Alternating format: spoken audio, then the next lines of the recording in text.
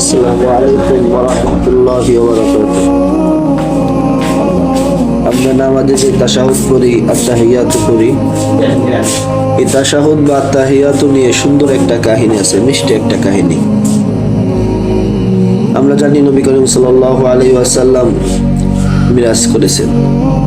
মিরাজের রাতে নবী করিম সাল্লাল্লাহু আলাইহি ওয়াসাল্লাম যখন আল্লাহ পাক রব্বুল আলামিনের সামনে যান, তিনি কিন্তু তখন আল্লাহ পাক রব্বুল আলামিনকে সালাম দেননি। কেন সালাম দেননি?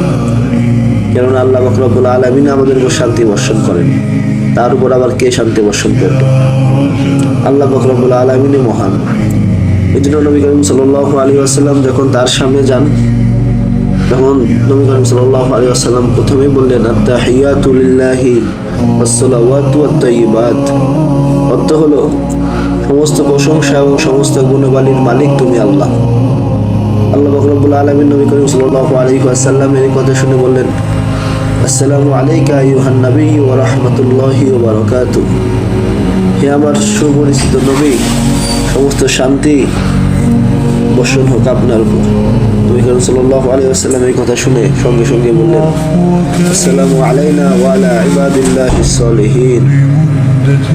অর্থ হলো, শান্তি আমার উপর বর্ষিত হোক এবং যারা সুকর্মশীলী এবং যারা নেক কাজ করেন তাদের উপরেও শান্তি বর্ষিত হোক।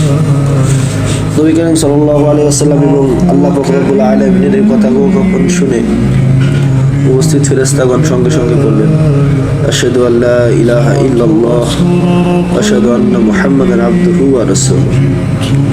সুবহানাল্লাহ। আসলে আমরা যে নামাজ পড়ি, নামাজের ভিতরে আমরা মজা পাই না, একমাত্র কারণ হইতেছে আমরা কি করি আমরা বুঝি না। আমরা যদি অর্থগুলো পড়ি, যেমন আজকে আত-তাহিয়াতুর যে অর্থটা আমরা বুঝলাম, এটা যদি আমরা নামাজের ভিতর পড়ি, যখন আমরা পড়বো বৈঠকে বসে, তখন আমরা এটা ফিল করতে পারবো, অটোমেটিক আমাদের ভিতরে এটা চলে আসবে, ফিল হবে যে আমরা আল্লাহ পাক রব্বুল আলামিন এবং নবী করিম সাল্লাল্লাহু আলাইহি ওয়াসাল্লামের কথোপকথন আমরা করছি। তখন আমাদের একটি ভালো লাগা কাজ করবে। সুবহানাল্লাহ। যারা আমরা এই ভিডিওটা দেখছি, অন্য ভাইকে দেখার সুযোগ করে দিবেন, ভিডিওটা শেয়ার করে দিবেন। আসসালামু আলাইকুম ওয়া রাহমাতুল্লাহ।